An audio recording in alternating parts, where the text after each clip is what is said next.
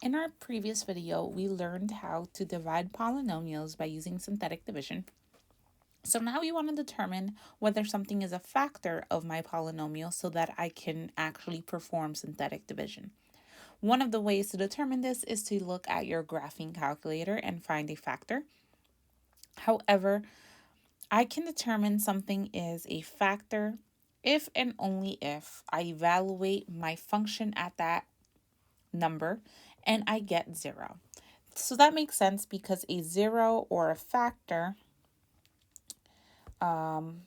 which is basically your x-intercept, or a solution, happens whenever y is equal to 0, or we can use function notation to say f of x is equal to 0. So let's evaluate this function at this factor. So if my factor is x plus 3, that's the same thing as saying x minus negative 3. And the reason I want to do that is because I want to evaluate at negative 3 because that is the 0. So let's evaluate this long polynomial at negative 3.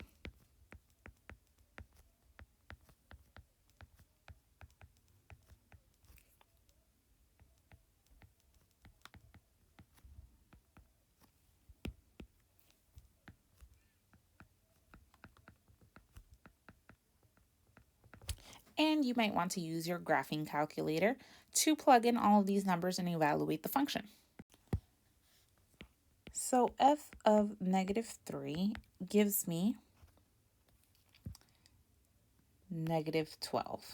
I did not get 0, so this means x plus 3 cannot be a factor of this. So d of x is not a factor of f of x.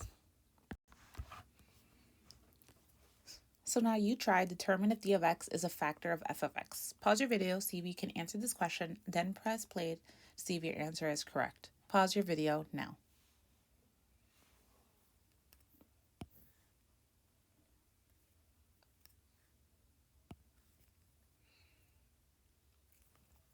So you want to evaluate at f negative 5 because that would be the 0 of that factor. So if I do that, I will get negative 8. This means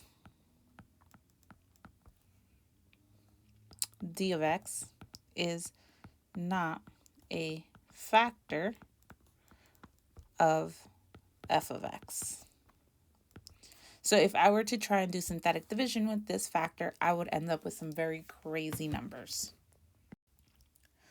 Another theorem we want to talk about is the remainder theorem, which basically says that the remainder is going to be the same thing as evaluating the function at that number. So that's a little confusing. So first, let us just do synthetic division with our polynomial. So we have 5, 5, negative 3, negative 4, negative 3. And we are going to divide by negative 1. So 5, 1, negative 1 times 5 is negative 5. That gives me 0. So 0, negative 3, 3, negative 1. So that gives me positive 1. So negative 2. My remainder is going to be negative 2. So now I want to evaluate my function at negative 1. If I were to plug this into my calculator and evaluate by replacing x with negative 1, I will also get negative 2.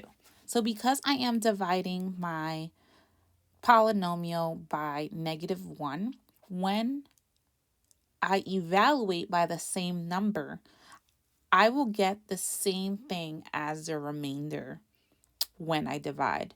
So instead of taking the time to evaluate the function for negative 1, I will use synthetic division and use the remainder as my number.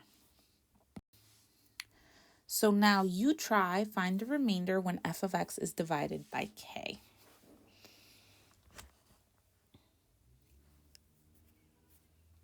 So 3, -5, -3, 4, -4 by -1.